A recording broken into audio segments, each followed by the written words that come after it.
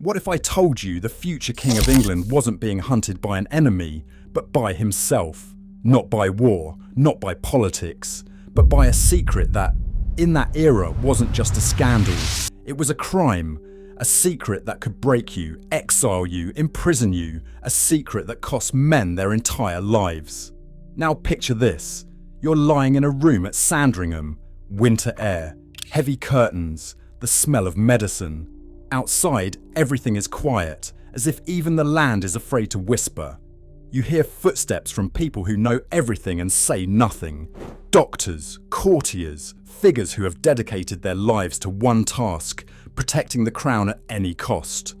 You are 28 years old, 6 weeks before your wedding, 6 weeks before the day England would see you again as the proper prince, a bride on your arm, ready to look normal, and that's exactly when you die. Officially, influenza, a flu sweeping across Europe, a tragic, simple death. But there's something about the timing that hurts, something that feels like a lock clicking shut on a door that stayed open for too long, because you weren't just a prince, you were a liability. You were Prince Albert Victor, grandson of Queen Victoria, heir to the throne, and according to the whispers, the prince who vanished into London at night, where one wrong door wouldn't just cost you your reputation, it would cost you your freedom. Prince Albert Victor was born as the hope of the empire. He was the eldest son of the Prince of Wales, the man who would later become Edward VII. A child with a title, a future, a fate written before he could even speak. But from the beginning, he felt different. He was fragile, often ill, often distant, as if he was in the room, but not fully in the world. His teachers described him as slow, dreamy, difficult to shape, not stupid, more unreachable, like his mind was always drifting somewhere else. And beside him stood his younger brother, George. George was sharp, disciplined, reliable, a boy who seemed to understand how to live inside a system without being destroyed by it. The court saw the difference. And courts hate differences. They can tolerate almost anything except uncertainty. A future king had to be a certainty, not a question mark. So Eddy, as his family called him, was not raised as a human being, but as a project. Toughen him, make a man out of him, hammer duty into him. At a young age, he was sent to sea on HMS Bacchante, a voyage meant to teach him discipline, to make him stronger, to shape him into something that resembles what people call a king. But even at sea, he remained an outsider. And it was there that he tasted something the palace could never give him: escape. On those travels, he saw a world where not everyone knew his name, where he wasn't constantly watched, where he didn't have to perform a role. In Japan, he got tattooed, a shocking choice for someone who might one day become the face of the empire. A dragon on his arm, not just an image, but a signal, a quiet rebellion against the cage he lived in. But the real rebellion didn't happen in daylight, it happened in the dark. Because once you feel what it's like to not be the prince for a moment, you want that feeling back. And Eddy wanted it back. By day, he was the dandy prince, immaculately dressed, obsessed with style and appearance. He had a noticeably long, thin neck and wore extremely high collars to hide it, so high that people in London mocked him as Prince Collars and Cuffs. He loved theatre, glitter, attention. He fit perfectly into the velvet world of the West End: smoke, champagne, music, actors, shadows behind smiles. A world where everyone hides something and no one asks. But at night, so the whispers said, his other life began. Victorian London had an underground map, not on paper, but in addresses you only knew if someone introduced you. Doors without signs, buildings where curtains never opened, carriages that didn't stop at the entrance but around the corner, servants who knew which door they must not open. And in that world, men came who were respected by day, nobles, officers, lawyers, politicians, men with everything to lose. That's why they paid for one thing: discretion. In that era, there were no safe labels, no public coming out, no room to say who you were. There was only danger. Since 1885, it had become even deadlier. The Labouchere Amendment made gross indecency a crime, a flexible charge that allowed men to be convicted without explicit proof. A letter, a witness, a meeting, a rumour. It could be enough. Blackmail, because if you had a secret, you had a price. And if you could blackmail a prince, you had power. If Eddy truly moved through that underworld, he didn't do it alone. Not because he was weak, but because a prince can't simply disappear in London. He has people, carriages, routines, guards, eyes. So if he lived a double life, someone had to open the doors. And that's where the same name keeps appearing in the stories around him. Lord Arthur Somerset. A man close to the court. An aide. Someone who could move between worlds without drawing attention. Somerset was later named in one of London's most notorious sex scandals. And in the shadow of that affair, one question remained. Was he only a client? Or also a fixer? Only a friend? Or also protection? Did he know Eddy's routes at night?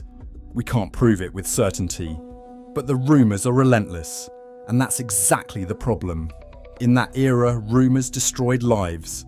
And if you were the heir, they could destroy empires. Then came 1889, Cleveland Street, an unremarkable building that looks like nothing from the outside. No palace, no luxury club, no bright sign, just a door, until the Metropolitan Police raided it. What they found wasn't a small vice case, but a network. Young telegraph boys selling their services to wealthy clients. Not just wealthy clients, names from the elite. Men who look respectable on paper, but who search for something in the shadows that they cannot have in the light. In Victorian England, this wasn't gossip. It was a political bombshell. Because it wasn't just a moral scandal. It was a national threat. Not because the police suddenly became righteous, but because the truth could touch the wrong people. And the moment such a network is exposed, something predictable happens. Names start circulating. Some names disappear immediately. Others stick like bloodstains you can't scrub out. And according to the whispers, one name surfaced that should never have surfaced. Prince Albert Victor. Not as a signature on paper, not as a courtroom confession, but as a shadow in a file. As a gentleman of high rank, as someone protected, someone who must not be seen. And now the real danger begins, not the brothel, but the panic. The panic of a system realising, if this comes out, we are finished. They did not try to solve the scandal cleanly. They tried to bury it. Newspapers were restrained, cases were delayed, witnesses were pressured, files were sealed, names were kept out of the wind. And while smaller figures burned, powerful men were quietly moved to safety. Somerset fled to France, and from exile, something threatening lingered in his letters, as if he wanted to say, if I fall, I will not fall alone. That is why Cleveland Street became a scar in history. Not because the public knew everything, but because the court knew that one wrong step could touch the crown. And the moment something can touch the crown, it stops being a vice case. It becomes war. You can almost imagine what it sounded like inside Buckingham Palace. Not shouting, not cinematic panic, something worse. Controlled panic. People whispering as they walk fast. Paper disappearing, a door locking, a conversation stopping the moment someone enters. And somewhere in the middle of it all, Eddy, the prince, who had spent his whole life feeling like he did not fit. Who perhaps finally found a place where he did fit and became even more vulnerable because of it. Because think about what that means. If your whole life you have been watched as a symbol, and somewhere in a back room, someone looks at you as a human being, that is not a small temptation, that is a drug. And it is exactly the kind of drug blackmail feeds on. To dim the shadow, they send him away. India, a goodwill tour, photos, ceremonies, distraction, as if distance can erase rumour. But distance often does the opposite. It fuels imagination.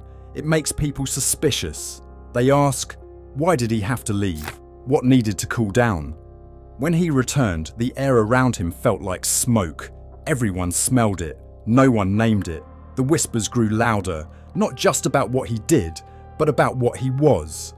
In that era, people did not speak openly. They used codes, half sentences, looks. He is too fond of companionship. He has a weakness. He keeps strange company. And sometimes, in rougher circles, it was said more bluntly, but always with the same undertone. This is dangerous, not only for him, for the monarchy. And that's why the court reaches for the oldest tool ever invented to make a man safe. Marriage. Marriage wasn't romance. It was reputation treatment, a respectable woman, a respectable future, a respectable photograph, a ring as a bandage on a wound too deep. There were stories about Helene of Orleans, a woman he may have loved, but she was Catholic, politically impossible. The state won, love lost. So he was pushed toward Mary of Teck, the safe choice. The plan was simple: give the public a wedding and they will forget what they whispered. But people don't forget certain things, because some secrets don't disappear, they only change shape. And then he dies, 6 weeks before the wedding. Sandringham, 1892. Officially influenza, but in the shadows, the timing feels like a solution. A system saving itself by losing a human being. And that's why the stories begin. One returns again and again because it's so chillingly symbolic. A coin, a silver coin said to have been placed on his chest, as a farewell, as a symbol, as a secret sign. And then the idea that the coin was replaced, as if someone wanted control even in death over what was allowed to exist. We don't know if that's true, but that's almost not the point. The point is that people believe it, because there was enough shadow to make it plausible, and then, as if his name wasn't dark enough, comes the theory that stained him forever: Jack the Ripper. In the 1970s, a story became famous worldwide that the Whitechapel murders were part of a royal conspiracy, a secret marriage, a child, a constitutional disaster, and witnesses who had to disappear. In that story, Albert Victor is no longer just a prince. He becomes a cog in a machine of power, a catalyst for blood. Historians point to major problems with this theory. The timelines don't match. Evidence is lacking. It remains speculation. But it clings, not because it's strongly proven, but because it fits what people already felt. That around this prince there was always too much smoke, too many silences, too many sealed papers. And here is the most painful question of all. Who was Albert Victor really? Was he a fragile man looking for warmth in a brutal world? Was he a prince who didn't fit and therefore sought the darkest places where he could stop being a prince for a moment? Was he a victim of rumour, his name used as a pawn in a country hungry for sensation? Or had he truly become too dangerous? Not because he was evil, but because his existence became too much for him. Because after Eddy comes George. George becomes king. The monarchy continues. As if nothing happened. As if you can erase a human being and keep the story clean. But history doesn't work like that. Because some people vanish officially and still remain. In rumours, in files, in whispers passed down generation after generation. And Albert Victor became exactly that kind of figure. The Shadow Prince. The man who almost became king. The man who died at the exact moment he was supposed to look safe again. And the man people still ask about today. Did he really die of influenza? Or did he die because his secret became too heavy to carry? If you find this story fascinating, the dark side of history where power, desire and fear collide, subscribe to this channel and click the bell. Because here, we open the doors that were meant to stay locked. And you get to decide what you believe. Was Albert Victor a tragic victim of misfortune? Or a problem that was solved?